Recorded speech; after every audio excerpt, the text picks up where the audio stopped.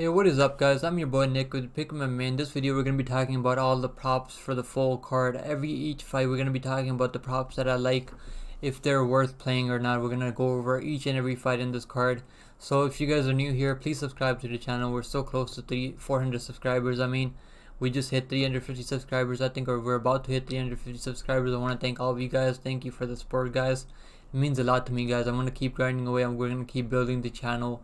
And we have a good community in Discord, so please join the Discord, guys. It's absolutely free. You will be able to see all my bets for free, and we have a really good community, really sharp people there. We have over like 35 people there, so don't forget to join the community, guys. It's absolutely free, and leave a like down below, leave a comment below for the algorithm. You guys know the deal by now. Thank you guys for watching this content, by the way. I really like making content, guys. Let's get into it now. Hey guys, first up on the card we have two middleweights going at it. We have Magomedov making his UFC debut against the UFC tested veteran Bruno Silva. Magomedov is coming in at minus 290 right now. These odds, I just made these templates in the morning today, and he's already at minus 290. There's a huge line movement on Magomedov. I think people are understanding and seeing what I'm seeing. Bruno Silva's chin is not really there anymore. He's got a lot of durability issues. In his last couple of fights, he got dropped by Brendan Allen. Brendan Allen isn't really a power puncher. Brendan Allen is mostly a grappler first, but Bruno Silva is getting cracked in every fight. He's getting put away pretty easily. He's mostly a guy that doesn't really get out of there with the TKO. He mostly gets clubbed and subbed. He mostly gets stunned with he gets dropped, and then he lets his opponent jump on his back and choke him out. That's how he usually gets out of there. He himself, he's got like 20 knockouts and like overall in MMA. This dude's got a lot of punching power, and I do see this fight being finished in the very first round. I do think this fight's gonna be finished under 7.5 minute mark. I do like the under 1.5 at even money. I think it's at minus 115 now. When I made my last video in the over and under place, it was at plus 100. So I did put that in a parlay, and the long shot parlay that I have on my YouTube. So you guys can go check that out in the community tab if you want. But I do like Magomedov here. Magomedov via KO TKO is plus 100. So the bookies are expecting a finish TKO by Magomedov here. Via submission, what if Magomedov hurts him and then jumps on him and chokes him out? I know he doesn't really have submission, doesn't really go for submissions. But what if he does? Bruno Silva's been submitted 7 times. He's never been TKO'd. So maybe Magomedov stuns him and just chokes him out. Jumps on his back or something like that. I'm sure he's done tape study for this fight. He probably knows when he has him hurt, he's got to jump on his back and choke him out. So I might sprinkle on that submission prop. I do like Magomedov here.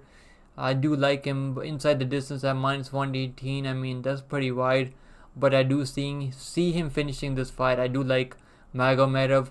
It's worth playing. The submission prop is worth playing at plus 800. That's absolutely insane. On a 3 to 1 favorite, who's some method of victory. That's Silva. That's how Silva usually gets out of there, by submission. If you guys do like the underdog here, Silva, he's plus 210 right now, or plus 250. I think he's like at plus 250 right now on DraftKings. Silva by KO TKO is plus 400. And inside the distance for Silva is plus 350. I don't think he's gonna knocking out Magomedov. Unless Magomedov gasses out or something and he has an adrenaline dump or something, that you never know, that could happen. But I do like the first round finish. Bruno Silva via first round finish is plus 700. Some good value. He's got a lot of first round finishes, but I don't think he's going to be finishing Magomedov here. I do like Magomedov by KO TKO. I do like that inside the distance. It's much better than taking the plus 100 KO prop. And what if he jumps on his back and just chokes him out? You never know. So we're going to go with Magomedov via inside the distance prop. Guys, next up at women's MMA, we have Freire coming in at plus 380, taking on Victoria Dudukova, coming in as a favorite at minus 500. These lines are absolutely wide, but they do make sense. Freire is definitely on the decline. She's on a 3-fight losing streak right now. She's lost to Lee Reed last time. Lee Reed is pretty horrible. No offense to Lee Reed. I have nothing against Lee Reed as a fighter.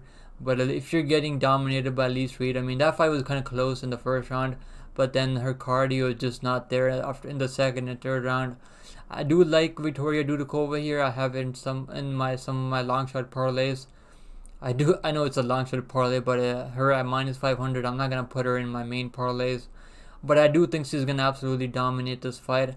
I do like Victoria Dudikova by KO TKOs plus 300. I mean, she got a KO TKO stoppage last time in her last fight, but that was not something that she did. I mean, she was going for a takedown, and Stella Nunes, her opponent, broke her arm and popped her arm out. So that's why it was a TKO stoppage in the very first minute. But I don't think Victoria Dudikova has the punching power to put Jinyu Frey out with the knockout or something. But I do think she's going to be able to get the takedowns, get her down, and then maybe lock in a submission, or maybe just dominate her for 3 rounds. Maybe this fight could look a little bit closer in the first round, because Jinyu Frey is a little bit hard to take down in the first round. She's got her strength and everything in the first round, but after the first round, she's just a different girl. Dudikova, by if you can get that submission or decision prop Dudikova, I mean, that's probably going to cut the price tag down to like halfway, maybe minus 250. Dudikova by submission or decision on DraftKings, I do like that prop. But inside the distance for Dudikova is plus 150. I mean, I don't really like that. It's not worth it. Via decision, even money, minus 110. I mean, I don't know if I want to play that. Round 2 finish for Dudikova, plus 600. I mean, that's probably worth sprinkling something on it. I do like the round 3 finish for Dudikova. I think if she finds the finish, it's going to be in that third or later in the second round. Fight goes to decision is minus 175. I mean, I do have this fight going to scorecards. If you guys like Freire, I mean, her KO TKO is plus 2500. I mean, absolutely insane. Via submission is plus 1600. Inside the distance is plus 1200. And via decision is plus 500. I do think Victoria Dudikova wins this fight, and I do see her finding a submission later in this fight. I'm going to say Dudikova gets a submission in the second or third round. That's my pick, guys. Hey guys, next up we have Nathaniel Wood coming in at minus 340, taking on Muhammad Naimov, coming in at plus 270. Muhammad Naimov made his UFC debut against Jamie Mullarkey up a weight class, and he was a plus 500 underdog in that fight, but he was able to he was getting control, dominated the whole fight, but in the second round Jamie Mullarkey pretty much just froze in front of him and left his chin wide open, and Naimov cracked him with a big right overhand, and he put him out cold. I mean, this dude's got punching power. He's going to be the bigger guy here in this fight, but he doesn't really have the speed that Nathaniel Wood has. I do like Nathaniel Wood to win this fight, and I do like him by decision. I mean, his Wood by KO TKO is plus 400. Wood by submission is plus 400. I mean, he does have some submission wins in the UFC, but I don't think he's going to be submitting Naimov here, if I'm being honest. Naimov's a very tough guy. He's never been finished. I mean, this dude is an absolute tank. He can get controlled. He can get outscored. He can lose minutes in fights. I mean, that's Naimov's problem. He waits too much for his counters. So Nathaniel Wood is going to have to use his speed here, use his experience in the UFC that he has. He's fought a much higher level of competition in the UFC. It's not even close. And I do like this fight going over 2.5 rounds at minus 175. I do see this fight going to decision at minus 138. And if you guys do like Naimov here, I mean, his best chance is going to be cracking Wood on the feet and putting him away. Wood does have some chin issues. He's been cracked a couple of times. He's been knocked down, but he has shown good recovery so far. But I mean, you can only recover so much for too long. I mean, only recover for so long. I mean, anyways, if you guys do want to play and have a good play here, the only prop that I like on Muhammad Naimov is finish only. If it's plus money, I mean, I don't think the prop is out on DraftKings yet for this fight. But if you guys do want to play something on Naimov, I mean, his finish only prop, that means if the fight hits the scorecards, I mean, you're just gonna get your money back. But if I don't think Wood's gonna finish him. If Wood finishes him, you lose your bet. But if Muhammad Naimov just loses a decision, you're gonna get your money back. But if Naimov finishes Wood, you're gonna make money. I think it's gonna be plus money because Naimov is a plus 270 underdog in this fight. So that finish prop should be like at least plus 150 or plus 175. So I do like Wood here. I do think Wood's gonna get the job done. I do like Wood by decision. But you're better off just taking a fight goes to decision at minus 138 than playing Wood at plus 110. Hey guys, next up we have Jubilee, India's hottest lightweight prospect. I think that's the India's only UFC prospect so far. Jubilee coming in at -310, taking on Mike Breeden coming in as a dog at +250. Jubilee opened up at like -900 or something like that. Absolutely insane. I don't know who opened him up at -900. But that is absolutely wild. I mean, Mike Breeden, I mean, this dude, it's not like this dude is handicapped, doesn't have arms, that he can't throw punches or something. Mike Breeden can still fight, man, but he's taken on some good higher level of competition like Terrence McKinney, who's a first round finisher, so no shame losing to Terrence McKinney in the first round, or getting sparked. I mean, getting sparked by Anthony Hernandez, I think. I mean, that's not a good look. I mean, it is what it is. But Jubilee is the undefeated guy here. I mean, he's the prospect that UFC is trying to build here. And I do like Jubilee here, guys, to get the job done. Jubilee by KO, TKO is +200. So I think the most people are expecting him to either finish by TKO or decision at +175. Inside the distance for Jubilee is +115. I mean, the bookies don't want to give us any juice on this fight. If he gets his wrestling going, I mean, if he lands some good punches on the feet, there's a chance that he can stop Breeden. I mean, Breeden isn't really that tough. I mean, hasn't shown the best durability in the UFC so far, but he's taken us some tough dudes, man. So this is gonna be a jump down in competition for Breeden here, in my opinion. But Jubilee hits hard. I mean, this dude's got punching power, and I do like him to finish this fight, guys. I do like Jubilee inside the distance at +115 here. I do think he's gonna get the job done. I do like him as a parlay piece a little bit more, but he's still a little bit less tested. He's still got to prove to us who he really is. And this is the fight that's gonna take him to that next level. Breeden via KO TKO is +650. I mean, that's gonna be his best chance. I don't see Breeden winning minutes in this fight unless Jubilee just gasses out and absolutely just throws the fight away. I don't see him doing that. I think he's had plenty of time to prepare. And he's got good grappling too. He's a good wrestler, and I think Mike Breeden doesn't have any takedown defense. If he gets his wrestling going, he can maybe find a submission at +400. I do like that prop maybe.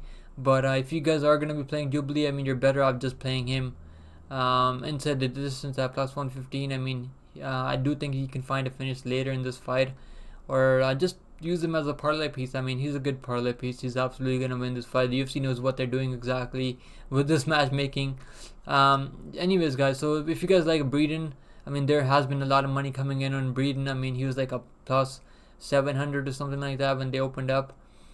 So Breeden via KO TKO is +650, via submission is +1800. I mean, maybe that's worth playing, but he's not really a guy that goes for submissions. Inside the distance for Breeden is +500. I mean, pretty crazy. Via decision for Mike Breeden is +550. I mean, maybe there's a chance that he can take 2 out of the 3 rounds, maybe, if he's able to survive the storm early on from Jubilee. But I do like Jubilee here to get their job done. I think he's gonna find a finish in the 2nd or 3rd round. That's my call, guy. Jubilee Jubilee to get the job done I'm gonna say by KO TKO, guys. Okay, guys, next up we have Dumas coming in at -230, taking on Abu Ajaitar, the Potato Man. I think he's the brother of Potato Man, coming in as a dog at +190. So Dumas, I do have Dumas winning this fight. I mean, Ajaitar has only fought like once or twice in the last 5 or 6 years. His last win came like 6 years ago. I mean, this dude is really rich. I mean, he's got Lamborghinis. He's got all the money that you can have to enjoy life. He only fights for fun, from what I heard. I mean, that's why he's only fighting like once every 3 years. And he's got horrible cardio. I do think Dumas is gonna absolutely spark him in this fight. Dumas has been very active. I mean, even though Dumas is very green in his career, he's had less than 10 fights on his record, but he's still making improvements. He's still the younger guy here. He's gonna be showing good wrinkles in his game every time we see him now. Dumas via KO TKO is +240. Dumas via submission is +300. Inside the distance for Dumas is +100. I mean, I don't know if I like that inside the distance. You're better off just taking the money line and putting that in a parlay with someone that you like. Via decision for Dumas is +240. I don't think Jaitar is gonna go to decision. I'd be shocked if he goes past the 2nd round. Dumas by 2nd round finishes +500. I mean, maybe that's worth a sprinkle. Jaitar starts gassing out in the 2nd round, and then in the 3rd round he's absolutely gasping for air.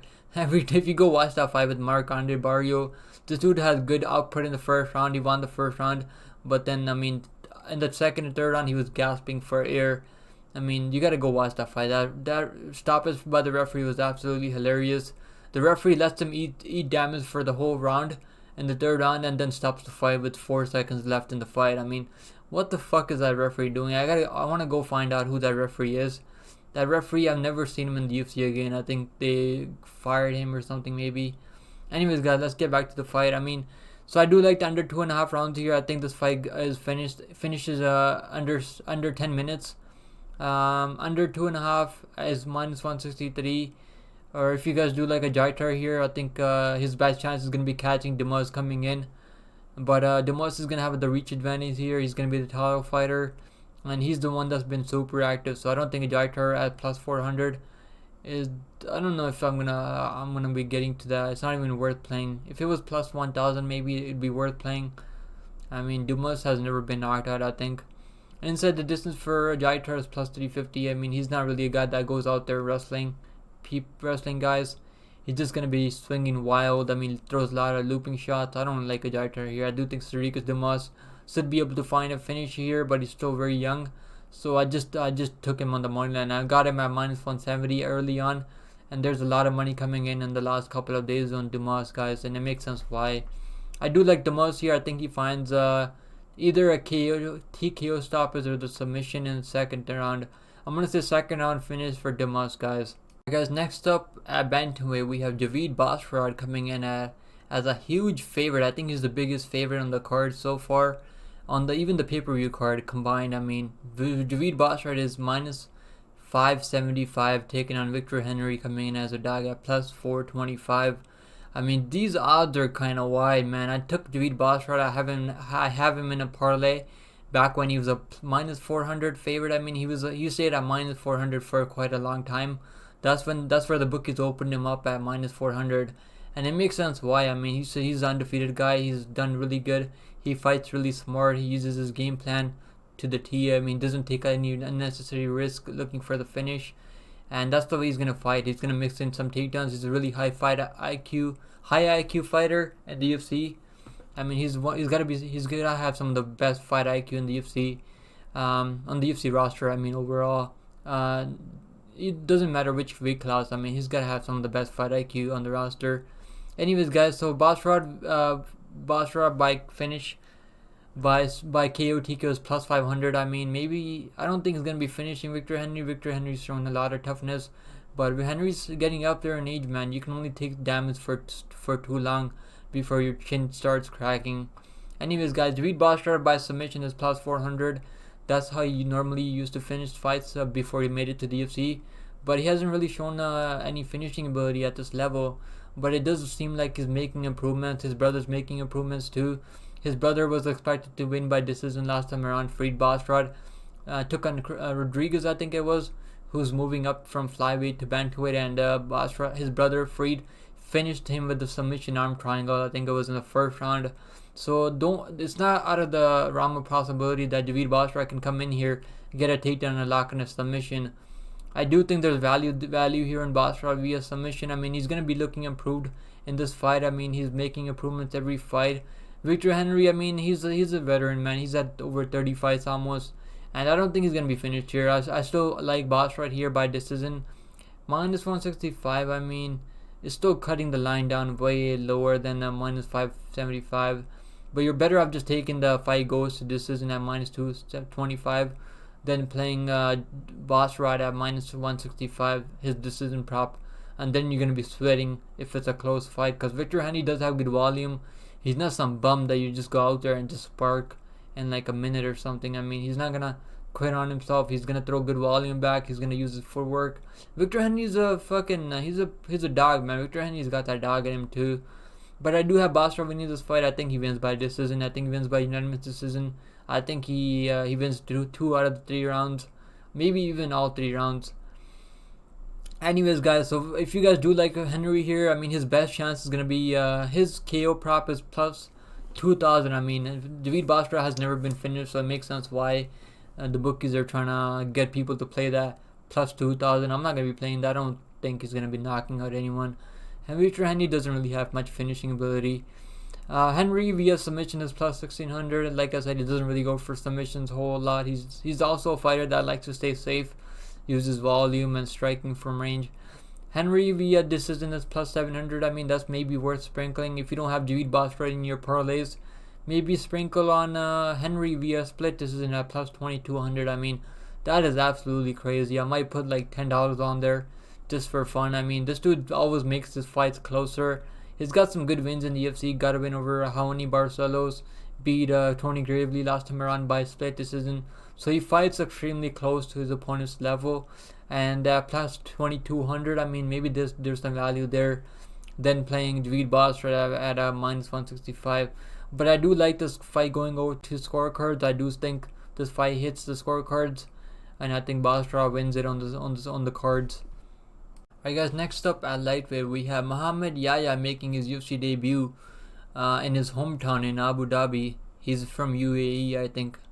Anyways guys, he's coming in as an underdog at plus 136, taking on everyone's favorite fighter Trevor Peek, coming in at minus 162. Guys, I think the lines opened up Yaya at like minus 600 or something like that. Absolutely insane. And they opened up Trevor Peek at plus 300. So the lines have completely flipped. The sharps are all over Trevor Peek. I locked Trevor Peek as my dog lock of the week when he was plus 140. If you guys go watch my previous videos, I was trying to tell you guys, I mean, Trevor Peek should not be underdog against this guy, especially this dude who gets knocked down in every fight of his.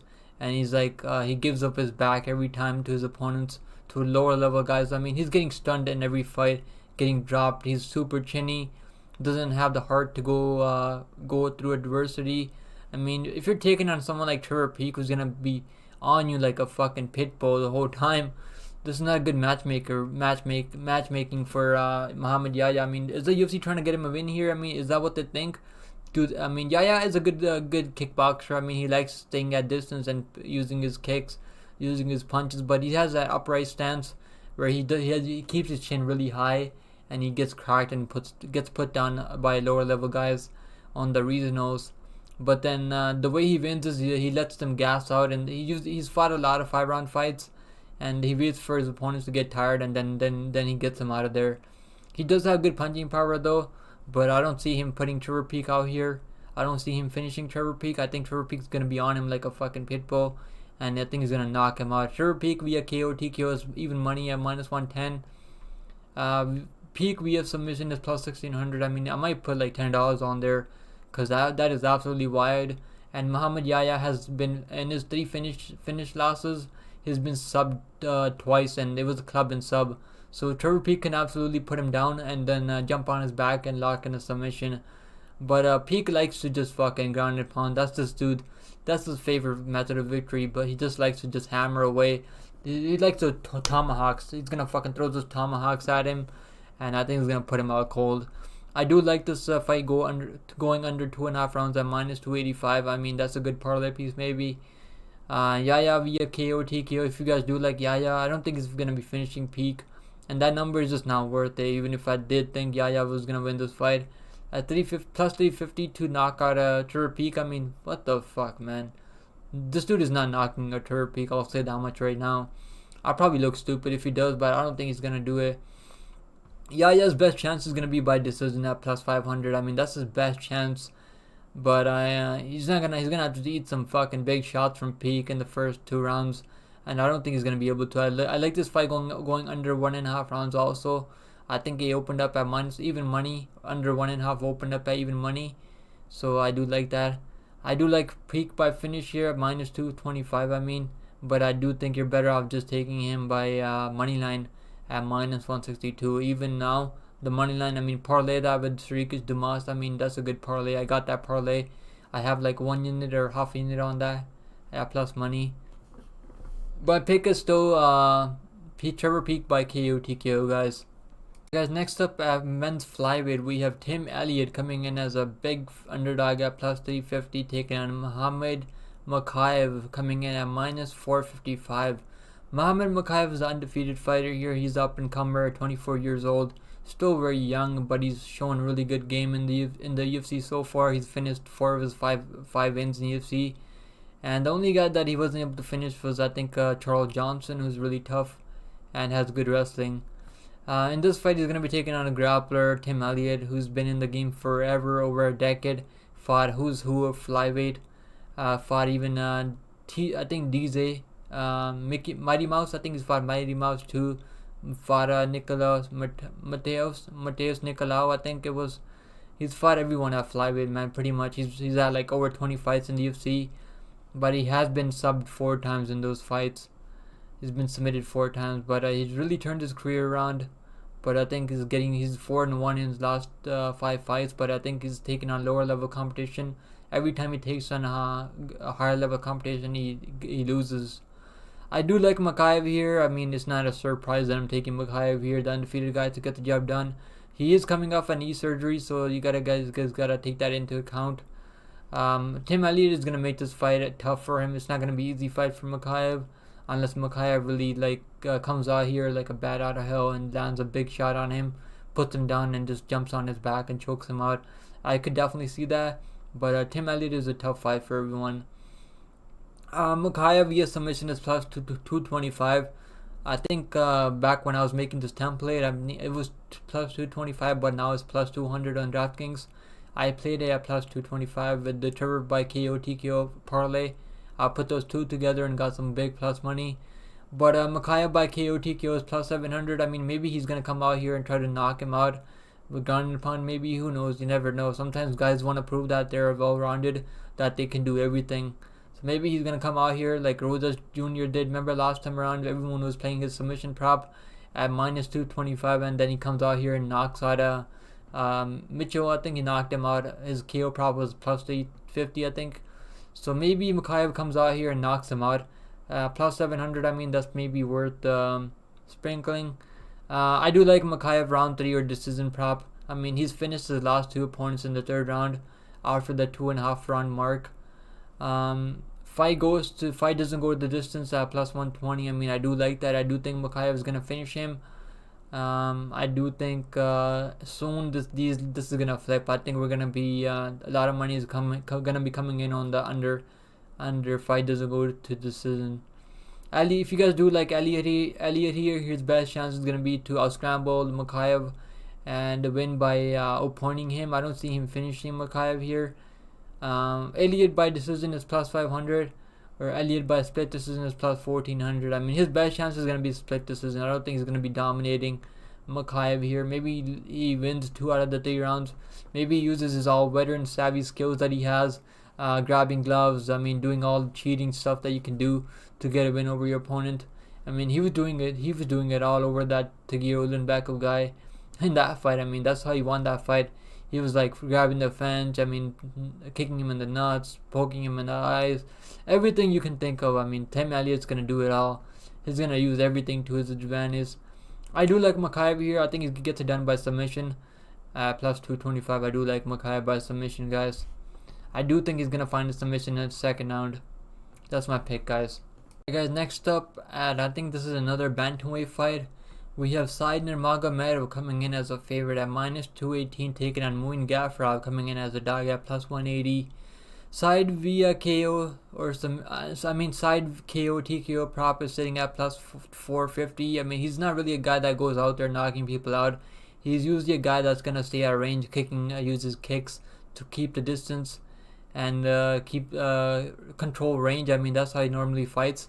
But if you go in for a stupid takedown without setting it up, he has one of the nastiest guillotine chokes I've ever seen in my life. Side via submission is plus 250. I do think the book is they're expecting maybe a submission win here. But Muin Gafurov has never been submitted before, so you guys gotta take that into account. This dude is really, really tough.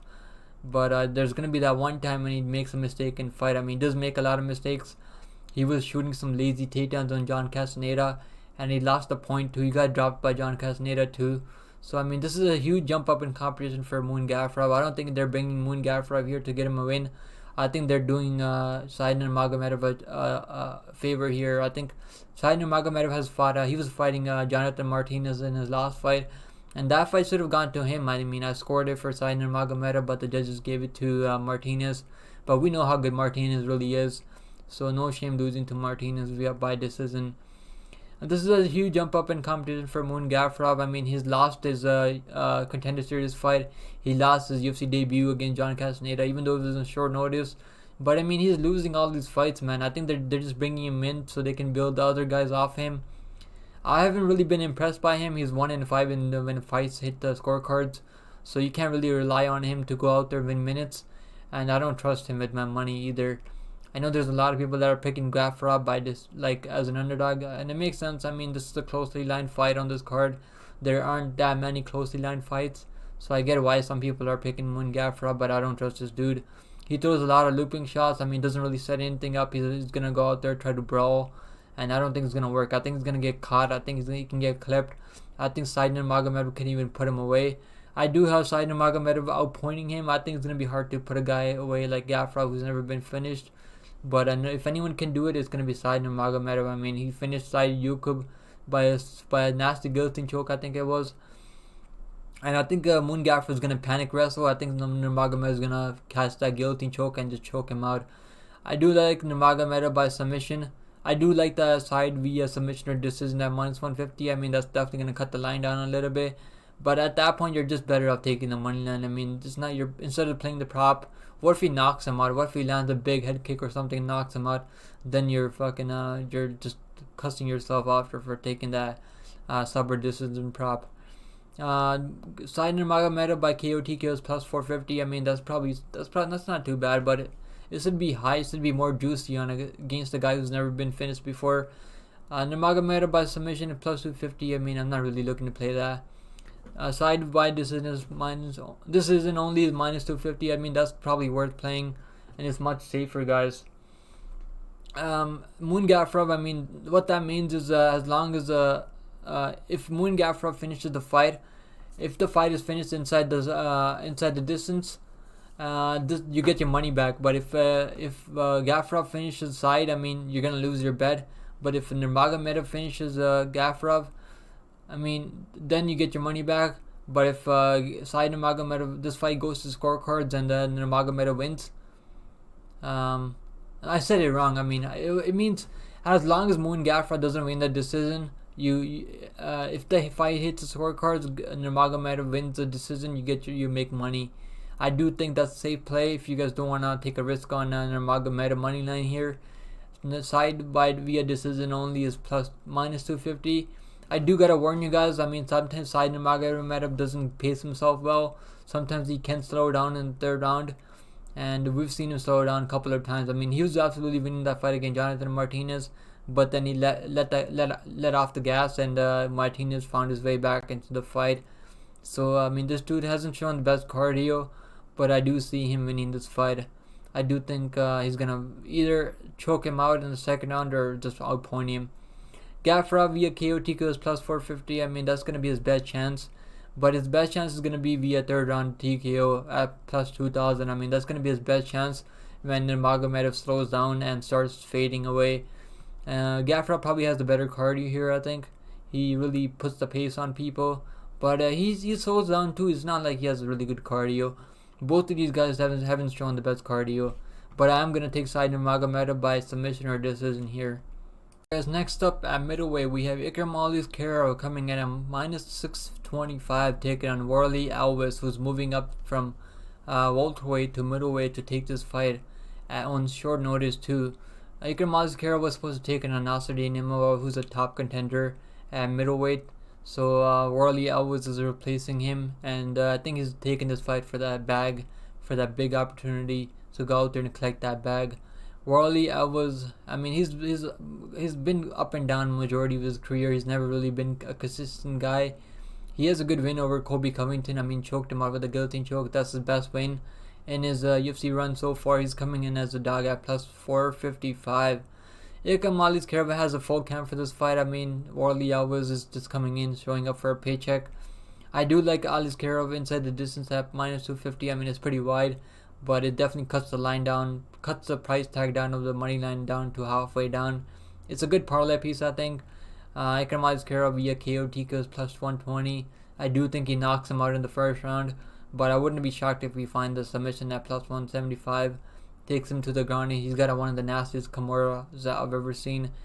Under 1.5 rounds, I think it opened up at like -166 or -175. That's when I played at I played it at -175, but it's already moved up to -200. I think this was still worth playing. I think Aliskerov is gonna finish him in the first round. Always, if you guys do like Always chances here, his KO TKO is at +1000. The only guy to knock out Aliskerov, I mean, his only loss was to Hamzat Chimaev, but I don't think Warley always has the punching power to sleep Aliskerov here, who's moving. I mean, Aliskerov is a middleweight. I mean, Always is the welterweight. I mean, if he lands clean, you never know it could happen, but I don't see it happening. His best chance is going to be in that first round. I mean, if he lands a nasty body kick, we did see Phil Haas land some body kicks on Aliskerov, but he's going to leave himself wide open for a counter. Always by round 1 is +1800. I mean, if you guys do want to play something for fun, I mean, maybe play that just for fun, but I don't advise it, guys. I think Aliskerov gets it done under 1.5 rounds. I think he gets it done in the first round by KO TKO. Alright guys, next up at light heavyweight we have Magomed Ankalaev coming in at -360, taking on Johnny Walker coming in as a dog at +285. This is going to be a really good matchup, man. I'm really excited for this matchup. We don't see Magomed Ankalaev fight too often, and he should have been the light heavyweight champion by now. I mean, he did win that fight against Jan Blachowicz. I did pick Jan Blachowicz in that fight as an underdog, as a pretty big underdog. Blachowicz was able to land some good leg kicks and calf kicks, and Magomed Ankalaev wasn't really checking any leg kicks, so the judges gave Jan a 10-8 round. Doesn't really make sense why they gave that a 10-8 round. It's not like he was knocked down or anything like that, or badly hurt. It's not like Jan was close to finishing him or anything like that. Ankalaev is a really tough dude. His only career loss came to Paul Craig in the last second of a third round when he was caught in an arm triangle choke in a fight that he was absolutely dominating from pillar to post. Magomed Ankalaev is going to be the more well-rounded fighter here. Johnny Walker is a good striker, has some good nasty chokes, submissions, but he doesn't show good durability. I mean, he's definitely turned his career around. He went like three losses in a row, but then he changed camps and now he's working with the new coach. And it really looks like he's going out there, not really throwing wild anymore. He's really sticking to a game plan now. I mean, I don't really like Walker all that much. I know people really like Walker. I mean, every time I bet on Walker's fights, I always lose money. I mean, every fucking time. I bet under 2.5 rounds. I had that in a parlay in his last fight against Anthony Smith. And this dude goes out there, can't even finish fucking Anthony Smith. Anthony Smith is so freaking washed by now. And he can't even go out there getting finished up a guy like Anthony Smith. And people think he's going to go out there and knock out Ankalaev. I mean, it's light heavyweight. I mean, anything can happen. I do agree with that statement, guys. But I don't see Walker finishing Magomed Ankalaev unless he lands some crazy kick or knee or something like that. I mean, he can absolutely land that. He's a wild guy. But I do like Ankalaev here, guys. I think Ankalaev is going to finish him inside the 2.5 rounds. Ankalaev inside the distance is Pick'em -115.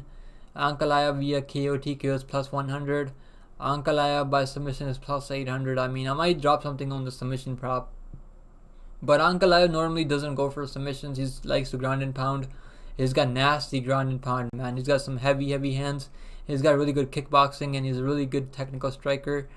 Ankalaev via decision that's how I'm picking him. I'm picking Ankalaev by decision.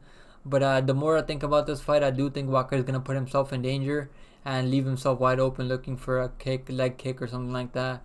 Over 1.5 is -166. I don't know if I want to touch that. Walker via KO TKO is +600. If you guys do like Walker, his best chance is going to be catching Ankalaev on the feet. I mean, unless he's able to keep range and kick Ankalaev's legs apart. But he can only do that for so long before he leaves himself wide open for a big right hand or a big left hook. He's going to have a reach advantage here. He's going to be the much taller fighter here, but I still don't trust his durability. Ankalaev has never been knocked out. Walker via submission is +2000. I don't think he's going to submit Ankalaev. Walker via decision is +750. I mean, maybe that's worth playing. Maybe Walker via by KO or decision. Maybe that's worth playing, but I don't know if I can get to that. Johnny Walker, I mean, a lot of people are really excited for this matchup, and I am too. but I think Magomed Ankalaev is going to control him for the whole 15 minutes and beat him by unanimous decision. I do like Ankalaev here. I think he can maybe find a finish. If Walker puts himself in danger, only then Ankalaev is going to look for a finish. Ankalaev isn't a guy that's going to go out there looking to brawl. He fights very technical, and I think he's gonna stay safe. He's not a guy that loses composure out there. I do like his money line at minus 360. I ended up putting that in a parlay. I do like Ankalaev by maybe Ankalaev by KO or decision. I mean, it's probably really wide though. Maybe take him by a point spread of minus 315, 3.5. I do think he's gonna dominate a Walker and win by decision, or either finish him by KO or TKO in the first round. That's my pick, guys. Ankalaev by either KO, TKO, or decision. Hey guys, we're at the co-main event of the evening, guys. Please like the video down below if you guys appreciate the grind that I've been putting out videos every single day, man. Come on, I'm on that grind. You guys already know the deal. Like the video down below, leave a comment below for the algorithm. You guys know the deal. Subscribe to the channel if you guys are new here. If you guys found this video for the first time, please subscribe to the channel, guys. I put out daily content as much as I can, and we do go live for live fight companions, so you guys can come watch the fights with me on Saturday if you guys want. Come hang out with me. We do have some live betting action also. We do make money live betting. We've had some good experience live betting fights. Let's get to it, guys. Let's get to the co-main event. We have a title eliminator fight here. We have the former welterweight champion Kamaru Usman coming in as a underdog for the first time in quite a long time, taking on a really hot prospect out of Sweden, Khamzat Chimaev, coming in as a favorite at minus 290. Guys, you guys already know my pick. If you guys have been watching my previous couple of videos, I am picking Khamzat Chimaev here. I do respect Kamaru Usman. I mean, he's taking this on short notice. I mean, he's got a win over Strickland. He could easily just sit out and maybe wait for his title shot, which is unlikely. I don't think the UFC is really going to give him another title shot at middleweight.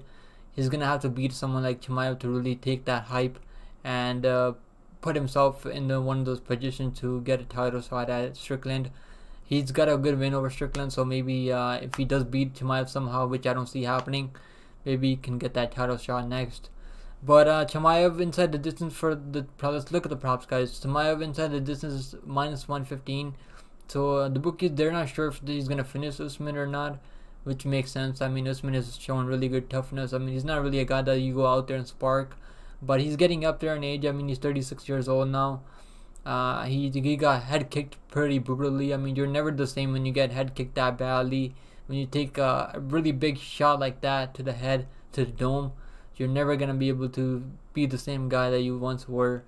But Kamaru Usman is well-rounded, man. I mean, he's got some of the best takedown defense in the UFC. I think he's a stat leader in the best takedown defense in the UFC as of right now. So I do like Chimaev here to get the job done. I think he's gonna finish him maybe later in the second, third round. Chimaev inside the distance is even money, minus 115. Via KO, TKO is plus 200 for Chimaev. Via submission is plus 275. So the bookies are basically saying choose your poison, whichever one you guys want to choose.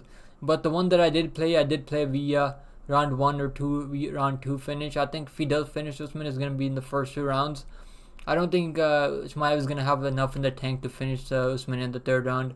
Kamaru Usman is the one that's been gone 5 rounds many times. He's the one that's probably got the experience factor in this fight. Not probably, I mean, he definitely has the experience factor in this fight.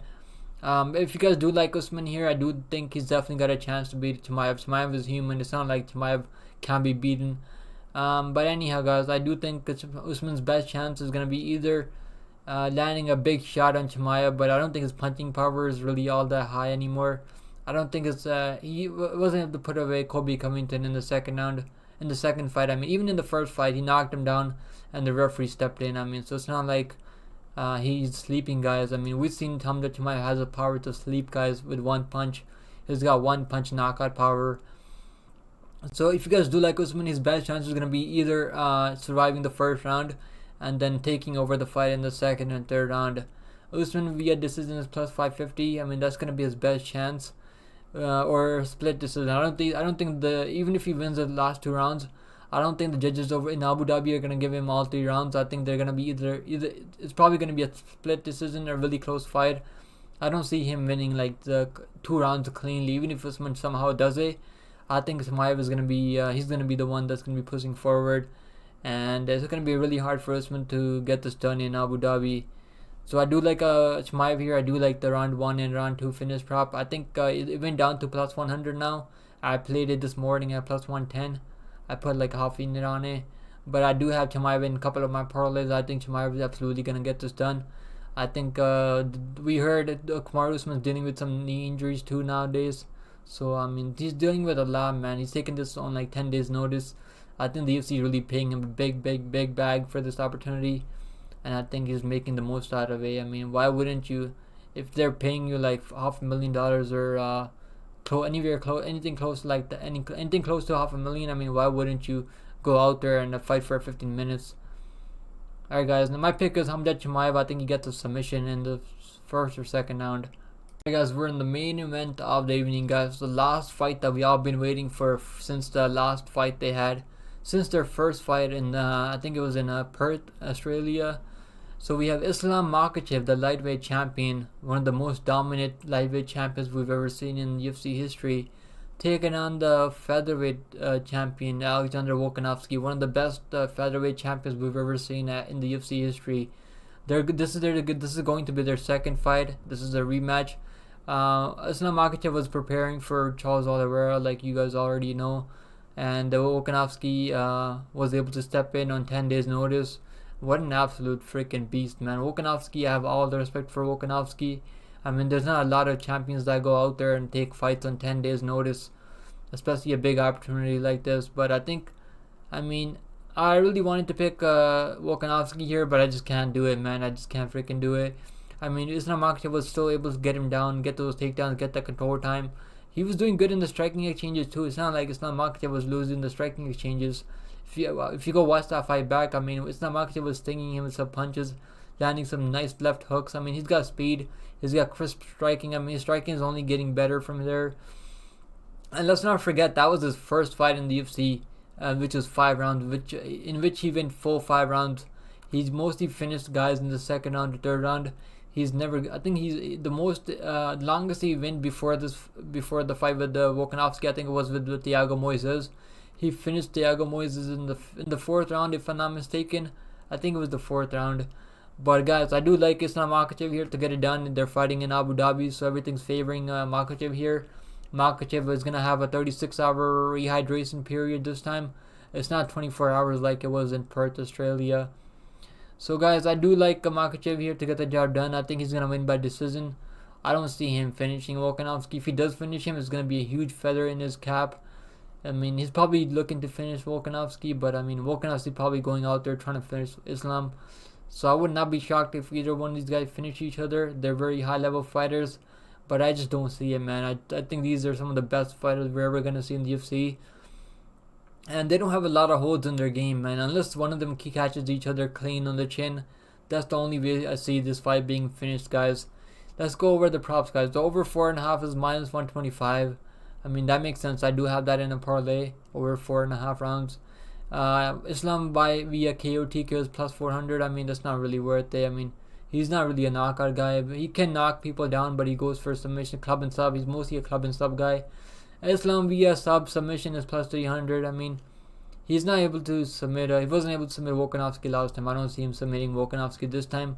Volkanovski is only getting smarter by the day. I mean, it's only getting more seasoned by the day. I mean, I don't think if Ortega has you in the mounted guillotine and he's not submitting Volkanovski, I don't think Islam Makhachev is going to be able to do it. Unless he has him like a full rear naked choke locked in, and he's definitely got the power to like squeeze way harder than Ortega can. But Volkanovski doesn't have a fucking neck, so I don't know what he's gonna squeeze. Anyways, guys, so Islam Makhachev inside the distance is plus 165. I mean, it's not too bad, but I do like Makhachev by decision at plus 140. I don't really think I'm gonna play that. I like Islam Makhachev moneyline the most, if I'm being honest with you guys. But for this video, I'm gonna be picking Makhachev on the scorecards. Either Makhachev by submission or decision. I mean, that's probably the better play. If you guys do like Volkanovski here, I did want to pick Volkanovski at first, but I just couldn't get myself to do it. I can't pick him with my biasness. I mean, I don't know if that's a word. Anyways, guys. So if you guys do like Volkanovski, he's gonna have to get this done inside the distance. He's gonna have to knock Islam Makhachev out, or either like really win dominantly. I mean, he's not gonna have an easy time winning on the scorecards in Abu Dhabi against a guy like Islam Makhachev in a Muslim majority country. Anyways, guys, so Volkanovski via KO TKOs plus 550. I mean, he's gonna really have to stung Makhachev, drop him and ground and pound him. I mean, last time he was able to finally drop Makhachev when Makhachev was shooting in for a takedown, and Volkanovski set up that good right. I think caught him with the over right hand, and Makhachev came right into it. He leaned right into it, and he got dropped, and he was willing to just stay on his back for the last 2 minutes of the fight. Volkanovski, I mean, he's gonna really have to transition on the position from mount to really pound away to get Islam Makhachev out of there. If he just stays in his guard, I don't think he's gonna have an easy time to land in that ground and pound. He's gonna really have to like use his footwork and really get to Islam Makhachev. But Volkanovski by KO TKOs plus 550. I mean, that's probably worth the play. But I do have sprinkles on round 3, round 4, round 5 finish. Round 4 KO prop is for Volkanovski plus 3,500. I mean, I have like $10 on there. I do have round 5 finish for Volkanovski plus 3,500. I mean, that's definitely worth playing. I mean, that's the way I see this fight going. If Volkanovski does catch him, it's going to be later in the 3rd or 4th or 5th round, when Islam Makhachev starts slowing down a little bit, when the blood's pumping in his arms and he's getting tired a little bit. That's when the punches are going to hurt a little bit more, when he starts slowing down. Anyways, guys, so Volkanovski, if this does go hit the scorecards and if it's a close fight, I don't think he's going to win a unanimous decision over Makhachev in Abu Dhabi. I think it's going to be a really close fight. Maybe the judges, they're going to have to maybe score. Some of them are going to have to score the fight for Volkanovski if he's the clear winner. And I think it's going to be a split decision, maybe a plus 1,600. I mean, that's worth playing at plus 1,600. I don't see Volkanovski dominating Islam Makhachev for the 3 out of the 4 rounds. I think maybe it could be a close fight, and maybe we could go to split decision. Anyways, guys, so I am gonna be picking Makhachev on the via decision at plus 140. That's my pick, guys. Let me know what you guys think about my picks. If you guys want more videos like these in the future, and these are just my leans, guys. I came to these conclusions after doing my research. So let me know what you guys think down below in the comments below. I would love to talk to you guys about this, and it really helps out with the YouTube algorithm. You guys know the deal by now. Anyways, guys, so this is it for this video, guys. I'm gonna end this video right here, and I'll see you guys in the next one. Take care of yourself and stay safe out there. I can't wait for this card, man. I'm so freaking hyped for this card. I already got the pay-per-view. I'm just literally counting down the days until we get to see this card. We got 13 full stacked fights on this card. We only have 1 woman MMA fights. If only we only had 1 women's MMA fights in every card, that would be amazing. But anyhow, guys, I don't have anything against women's MMA fighters, but maybe I do just a little bit. But anyways, guys, so I'm gonna end this video here. This video is already too freaking long, and I don't know how to edit videos yet. Maybe I'll learn in the future. Anyways, guys, so don't forget to leave a like below and down below on the video. It really helps out with the algorithm. Subscribe to the channel if you're new here, and join the Discord, guys. It's absolutely free. And follow me on Instagram, Twitter, and what's it called? I think Instagram, Twitter, and Discord. Yeah, join the Discord. We have over 40 people there, I think. It's a really good MMA community we have. There's people that bet football, soccer, and other stuff too. So everyone's really respectful there. I love that community. Let's freaking go, guys. I'm gonna make a thumbnail for this video, and I'm gonna end this here. And I'll see you guys in the next one. Later, guys.